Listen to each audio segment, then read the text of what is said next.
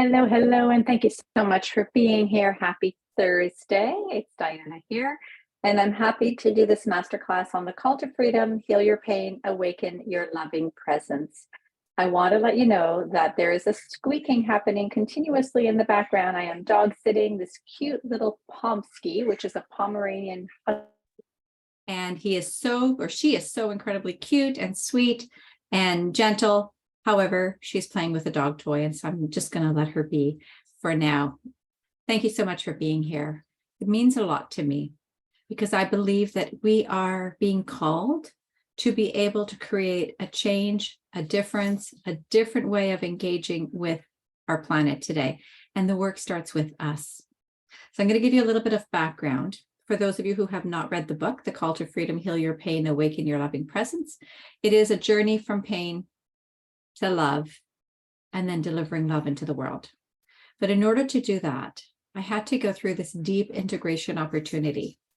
And I wrote the book over 7 years, but not much in the last 4 years, because I had to live the last 3 years and integrate my life experiences, which is really my emotional energetic ranges in the last 3 years to be able to write the last 4 chapters.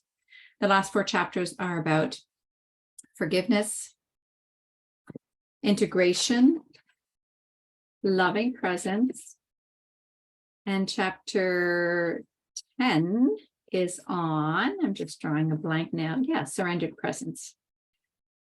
And so I needed to write the last 4 chapters after living the last 3 years. And I would sit down at my computer and I would try to write, and it wasn't coming to me. The words weren't coming. I knew better than to try to force it. So I allowed and trusted that the right time and evolution would come for the rest of the book, but not really understanding what that was. Chapter 12 is called Integration is a Lifelong Journey. And my quote in chapter 12 is, life is like a kaleidoscope, and our journey is to return to see all parts as parts of the greater integrated whole. What does that mean? Well, there are many parts of us that have been denied, that we were not welcome to share, that we've tucked away, that we've not expressed, that we've been told we're wrong. In my case, it was the parts of me that could be angry, the parts of me that could be messy, the parts of me that could be lazy, the parts of me that could be uncaring. All of that wasn't permitted. Now, why is it important to integrate those parts of ourselves? Because if we don't integrate those parts of ourselves, and in fact, dare I say, love those parts of ourselves that has the potential to be uncaring, to be lazy, to be messy, if I don't love those parts of myself, then they are what I call shadows.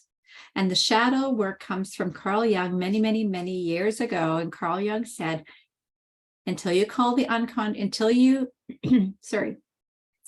make the unconscious conscious, you will call it fate, and it will continue to run your life, or it will continue to run your life and you will call it fate. So what happens is those parts of myself that I do not own. Let me use, for example, the lazy part of me. Laziness was not something I could ever embrace. I was not allowed to be lazy as a kid. I had to be productive. I had to be busy. I had to be purposeful. And it's interesting because if you read the book, you know, my mother was unconscious on the couch for most of my childhood, kind of what I should have seen as an imprint of laziness. And I rejected it. It's like, that's not going to be me. That's not who I want to be. I didn't appreciate that. So I worked really hard not to be lazy. I worked hard not to be lazy through my childhood, through my university years, through my early adulthood, and into my middle adulthood. So much so that if I saw people around me that were lazy, that were taking time, let's just define lazy, we're taking time to rest on the couch. That's what I would call lazy.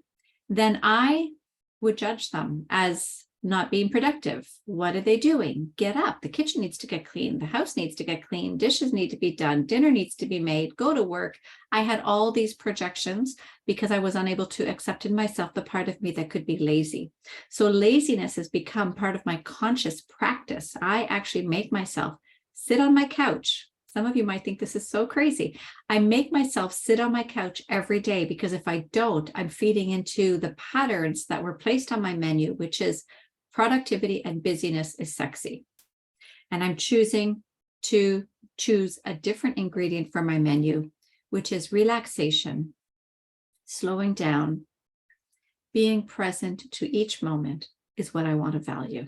It's what I value. So I make myself sit on my couch because it's not a habit. I have to not schedule it in. I have to surrender to it as often as I can remember to.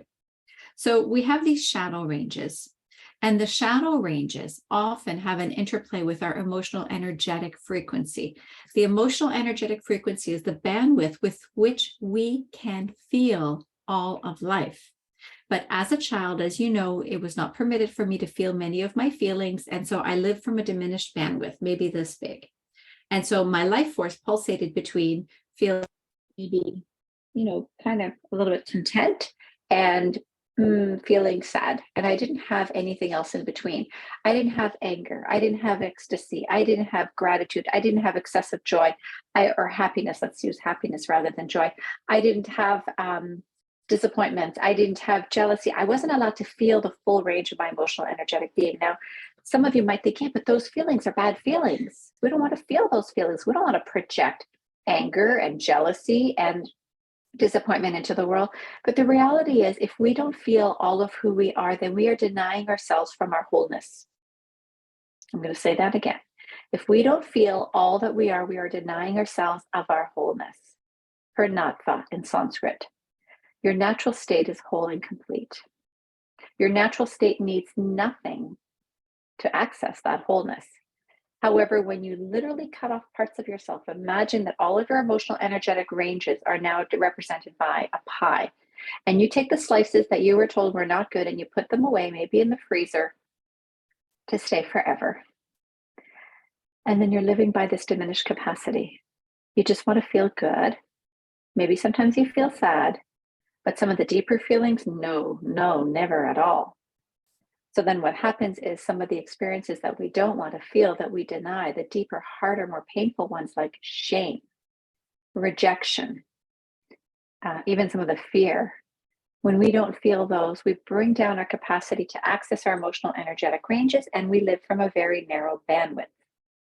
And we cycle up and down. It's called spanda. It's the pulsation of life. We go up and down, but we don't increase our bandwidth. Let me give you a story. I was doing a workshop today in a corporate environment. I go in and I call myself a conscious communication leadership consultant. They hire me to come in and work with their leadership team. And right from the beginning, I move into science meets spirituality, meets embodiment or somatic. And people's heads are spinning because they're expecting me to come in and talk about leadership. But here's my very strong belief. The way we do one thing is the way we do everything, and we are all leaders. But are we leaders who give a shit?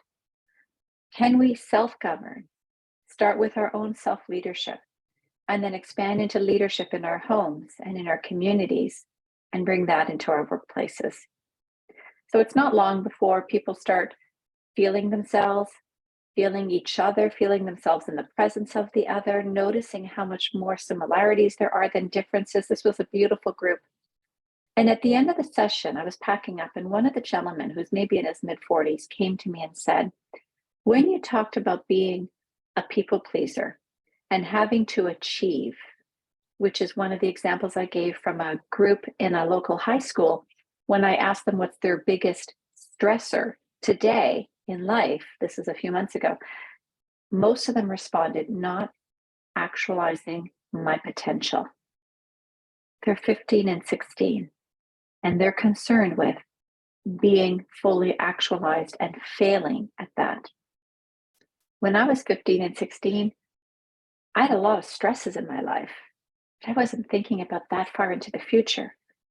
I didn't even know that was a consideration. I was just living day to day. So these kids have a lot of stresses on their plate, whether they're imposed by family, society, media, school, themselves. There's a lot of pressure to have to perform, and it becomes a performative life. And every time you have a performative life, there's always something else to perform, to reach for. So they actualize, or they ascend, or they they succeed in one thing, and then there's the next goalpost and the next goalpost and the next goalpost. So their life is very driven by goalposts. So this man came up to me. I know you can see this like fluffiness coming through. It's my diffuser. I just noticed it. And it smells delicious. So this man came up to me and said, I was one of those people that was brought up with a strong need to achieve and an expectation to achieve. And I realize now that I'm carrying a lot of shame for the times that I didn't achieve, and I don't know what to do with that shame. Now, I think what he was expecting me to say is, don't worry about the shame, just focus on the gratitude, focus on the joy, let yourself off the hook, these kind of things. And this is what I said to him. The only way that I know that you can be in a relationship with your shame where it does not control you is to love the crap out of it. Love your shame. Love the parts of you that you were told are so wrong and so bad that you've kept tucked away and you don't even want to feel them. And I said, because you've talked about this to me now, and we did talk about shame in our session, but he was very quiet when we talked about shame. He was listening, he was paying attention. This is his first, I think, personal development, spiritual development, and somatic experience. When we talked about shame, I talked to them about when you give shame a voice. In other words, when you talk about it, it no longer has the same hold on you. Shame is like a deep, dark secret, and a secret cannot survive being spoken. It's no longer a secret. So we talked about how just having the conversation that we were having, the courage and the vulnerability that he had to come and talk to me about his shame, and about how he doesn't want to carry this through and imprint his children with that same one expectation to have to achieve and excel in everything they do, and two, the shame that is the default when you don't succeed, because there is so much pressure to have to perform and to have to perfect. So what I said to him is, love your shame. When you feel it coming up, become curious. There is a little boy in you, there's a little child in you that was told that they were wrong. And shame is, I am bad. Not I did something bad, that's guilt. Shame is, I am bad. So there's a little boy in you who was told he was bad when he didn't perform, perfect, or excel. Whether it was verbal or nonverbal, that was the message that he internalized. And so shame is now on the underground of his experience, somewhat running the show, putting a lot of pressure on him to have to perform, perfect, and excel. So I said, here's what I want you to do. Love your shame. Become curious about it. See if you can come back and touch the little boy who's holding that shame where he might have first experienced it, and tell him it's okay to feel this. You don't have to get rid of it. And not even that it's okay to mess up, because it's not the messiness, that would be guilt. It's the shame that needs to be loved. It's okay to feel your shame. It's okay to love your shame and embrace it. And once that happens, the emotions can start to release. The hold, the tension, the tightness that's held in the body from these unprocessed or undigested experiences and emotions can start to soften. If you read my book, you know that in chapter 10, I talked about bringing loving presence to every experience, which meant bringing loving presence to my deep grief in 2020, 2021, 22, when I was experiencing it. Did I love it? No. But integration is welcoming it home, welcoming the parts of me home, the shame, the grief, the disappointments, the times I messed up, and loving all of it. Because we're human. And we're perfectly imperfect humans, although truly we are perfect and we're all miracles. You know that. There's a 1 in 400 billion chances that any one of us would be here. And here we are. Can you love all parts of you? Even the parts that you don't like, even the parts that you were told at some point didn't belong and were not welcomed. It is so important to love those parts, to love the shadows, the disowned parts, to love the emotional ranges that are associated with those shadows, and even to love the sensations in your body that make it really difficult to be in relationship with that shadow or emotion.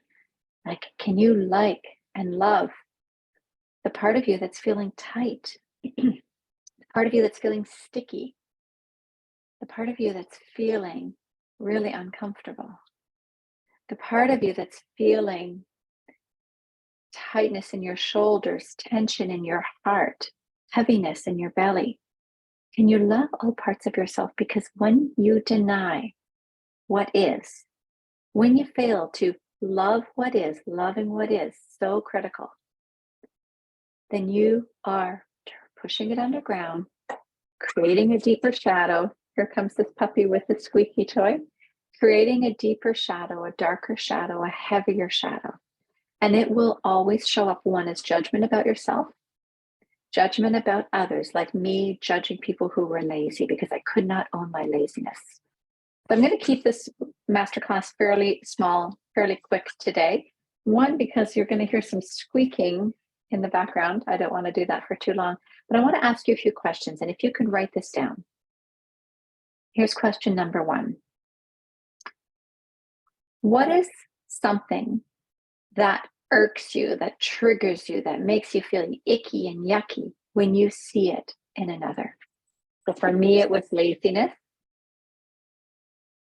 For some other people, it might be people doing drugs, drinking, begging, homelessness, greediness. What are politicians, people who sit on guru temples, like believe that they are above everybody else, people who are overtly connected to their sensuality or their sexuality? What are the parts of you that are triggered? I want you to write that down. Maybe there's a particular person, and you write down, you say, this person triggers me. Own your trigger. This person triggers me. And I could never in a million years imagine being that person. Like there are certain politicians, I could never imagine being that person. And I'm leading from a place of ego. To me, there's nothing worse than that. So I want you to write that down. Write down either the character trait, the person, the event, and then take a breath.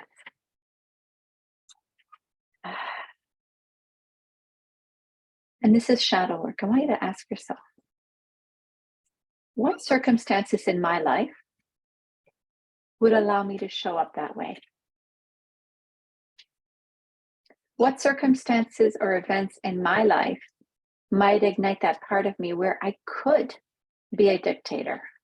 I could take a stand for something that's really wrong in the world and be a dictator in that stand.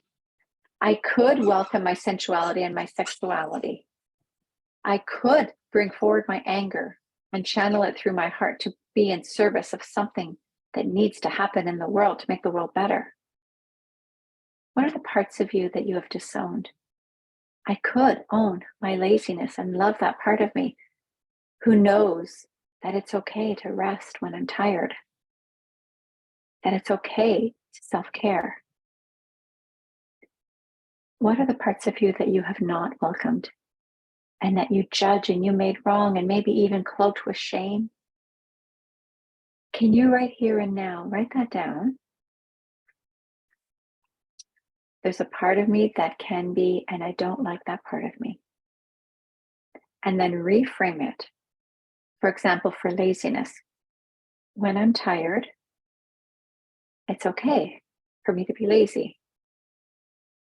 When I'm in a relationship with myself where I can feel my feminine essence and presence, it's okay to be sensual or sexual. When I'm taking a stand for something that's so important in the world, it's okay for me to turn on my dictator and be firm and have boundaries. And of course, everything channeled through the heart becomes a blessing and a gift to the world. Channeled through the ego becomes toxic. Can you even love that part of you that can be an egoic response? I want you to take a breath in, close your eyes for a moment. And exhale, just notice how your body's feeling, what is awake, what is alive, what is open, what is tense, what is resistant, what is spacious. And then as you do that, I want you to call home that part of you. Just imagine you're reaching out, finding the hand of that part of you that you've denied, and call it home, walk her home, walk him home towards your body and into your heart. And just say, this too belongs. This too belongs. And what are the emotional experiences that come up for that particular character or shadow range? And say to yourself, this too belongs. This too belongs. And then take a few breaths into your heart space.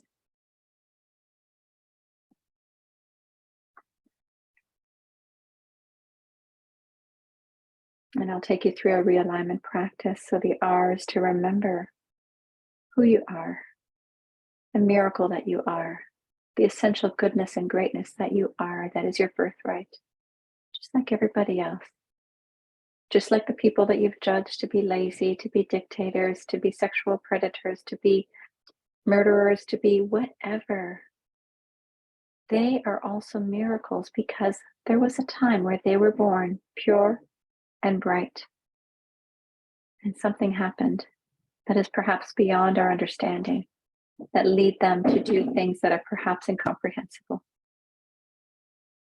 So the R in Realign is to remember that we are all miracles. And we may not like everything that people do, but can we still love the miracle that they are? Think about the people that you have judged, maybe the people that have betrayed you, broken your heart. Can you see the miracle in them? And maybe even the people that you said, I could never do that. Can you see that there's a part of you that maybe given the right circumstances might have done that?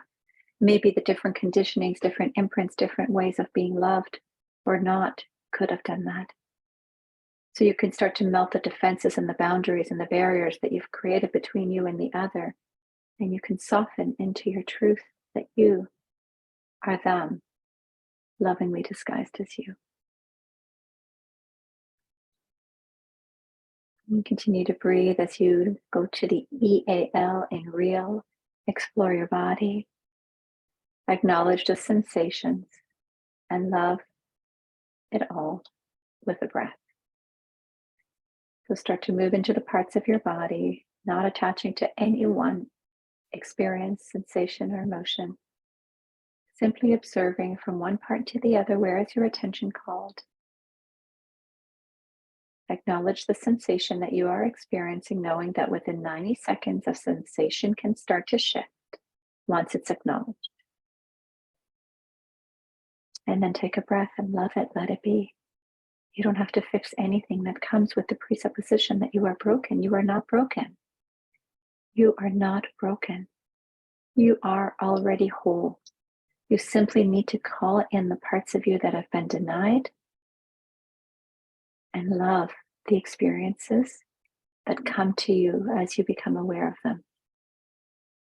Love the sensations, love the grief, love the jealousy, love the anger. Love it all. And of course, love the courage, love the grace, love the generosity, love the joy, love the gratitude, love it all. It all deserves a place on the pie of your life. Continue to do a few more rounds of the real, starting with the remembrance of who you are, the miracle. Explore your body, acknowledge, and let it be. Good. Take a few more deep breaths, feeling the breath expand and open you up. Receiving. Beautiful. And the I in Realign is the inspired intuitive pop-up. I'm going to pose this question for you today. Ask your higher self, what part longs to come home? And receive the response. What part of you longs to be reclaimed, loved, felt, embodied? So for my client earlier today, it was his shame. His shame was spoken and said, I want to come home. I want to feel loved. I'm tired of the effort and energy that it takes to stay hidden.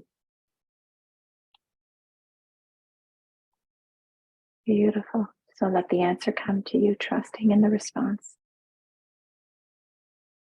Good. The G in realign is for gratitude. What are you grateful for in this very moment, right here and now?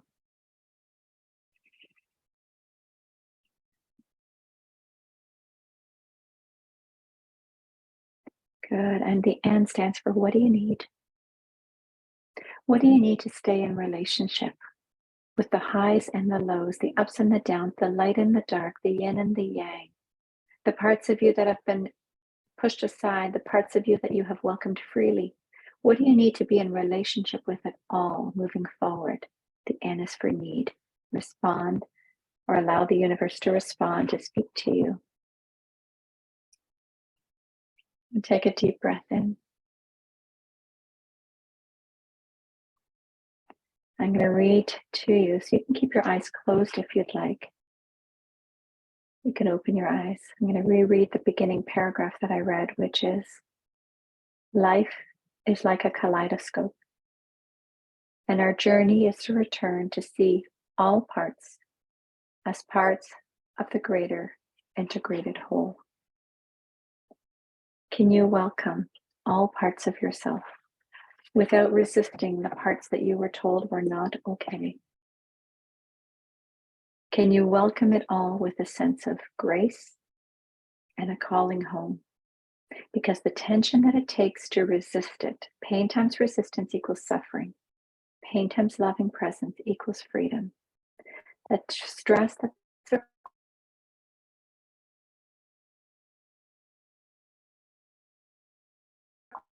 required, it makes life harder. So what self-regulation practices do? To be able to call home all parts of yourself and recognize when you are in denial. Again, it usually will show up as a judgment of someone else. Here's some options: meditation, breath work, movement, so moving into the parts of you that you've denied. Maybe it means moving fast and erratic and a little bit out of control because there's a part of you that's always had to be in control. Maybe you move nice and slow and central and you allow yourself to feel as though you're moving through water in this temple energy that awakens a part of you that perhaps has been dormant. Usually it's in the sacral chakra, which is just below the belly button. Can you relax and trust your nervous system enough to know that the universe has always had your back, and the parts of you that you were told were not welcomed are welcomed today? And in fact, they're required. They're essential. The conversation I had with this gentleman, and the timing was perfect for this, was that this part of you that has been so dark and heavy, called your shame, you need to love it so that you don't project that onto your children. He had 2 children. So it is our required work, and as leaders, and we are all leaders. Question is, are you a leader who gives a shit? We're all leaders. I'm looking at my book right now to see if there's anything in my realignment steps that I want to share with you. Yeah. So I have a little print in front of me that says, you are the universe experiencing itself. The universe could not experience life, so it created you to be able to experience life. It went to so much trouble, 1 in 400 billion chances, to create you. Not an accident. And there's nothing in you that does not belong because of it. So one of the questions then becomes, how can I relax into this experience? How can I stop taking life so seriously that I'm tense and tight and resistance and pushing away parts of myself? Even the parts of you that are disowned, like I can laugh about that part of me that judged laziness. It's like, holy cow, how ridiculous was that? I can laugh at that. Not necessarily in the moment, but in this moment I can, because I've processed it and I've loved that part of myself. In fact, I embrace her and I tell her, get your butt on the couch and be lazy for a little bit. Because this fast, fast, fast, go, go, go society that we live in is not healthy for anybody and any body as well.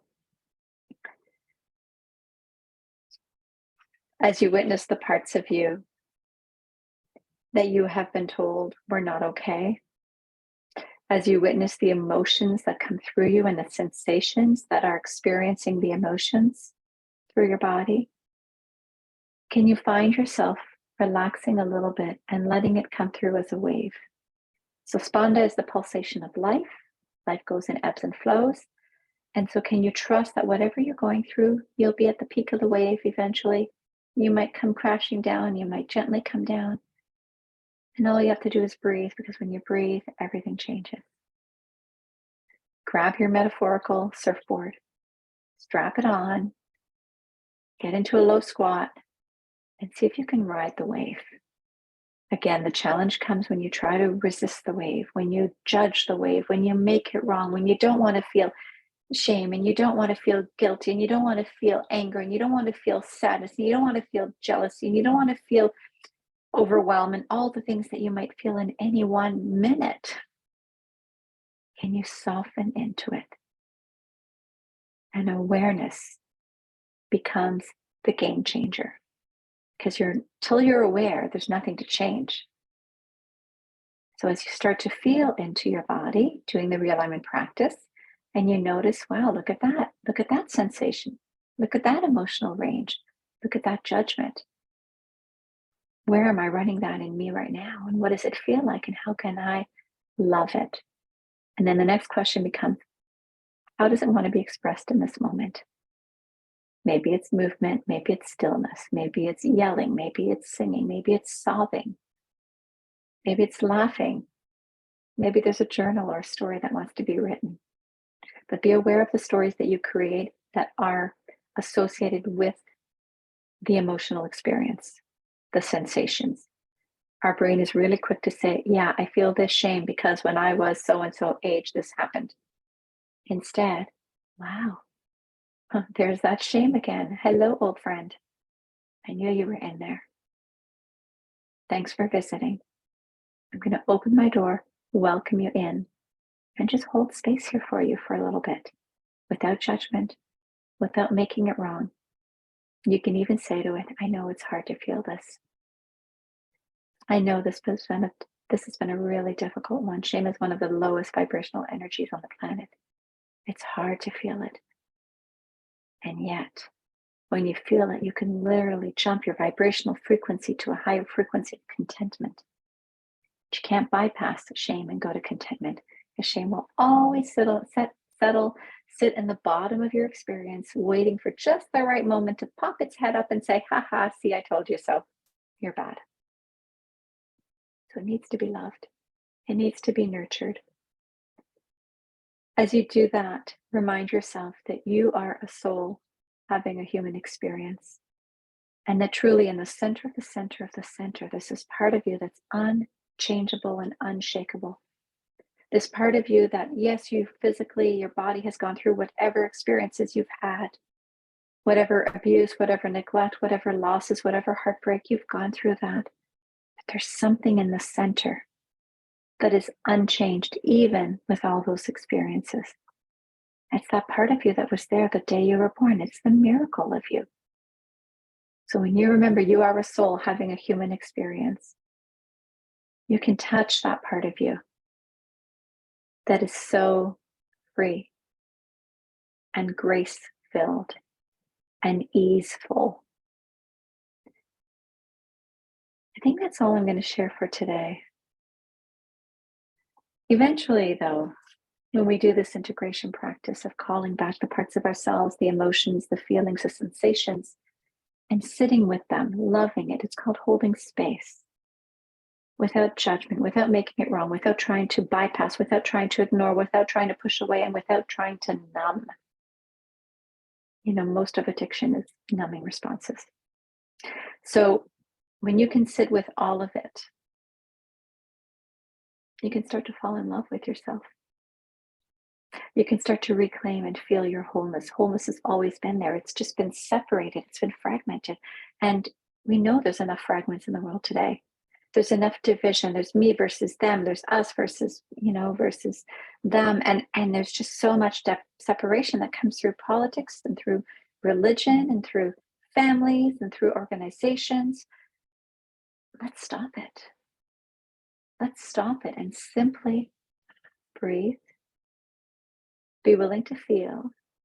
Each time you feel the tough feelings, you start to widen your emotional energetic range, and you're accessing more of your humanity through your divinity. All right, friends, I'd love for you to practice this. I'd love for you to set time daily simply to be in the experience of what is. What are you feeling? What are the sensations? And can you love them? You stub your toe, we contract, we resist. Oh, I don't like that. What if you just took a breath and just acknowledge my toe is achy? Notice how when you take away the resistance, there's an ease and a softness that can find its way home to you. Thank you so much for watching. Please, as always, leave comments. Let me know that this is landing. I'm going to continue to do this once a month for the next couple of months. If you want to invite friends, all they need to do is join the Facebook group, Realign to Thrive. Is it called, Realign to Thrive, or Are You Ready for the Call? Now I'm questioning what I called my Facebook group. Hang on a second. The Call to Freedom. It's called the Call to Freedom. Join the Facebook group, The Call to Freedom. If you have not yet picked up your book, The Call to Freedom, Heal Your Pain, Awaken Your Loving Presence, I really appreciate feedback and reviews. I am really grateful for those of you who've read it and left a review. And, I have to share the greatest gift for me in the last couple of weeks has been the review that my sister sent to me personally. My eldest sister, her name is Chris, and her message landed so beautifully in my heart.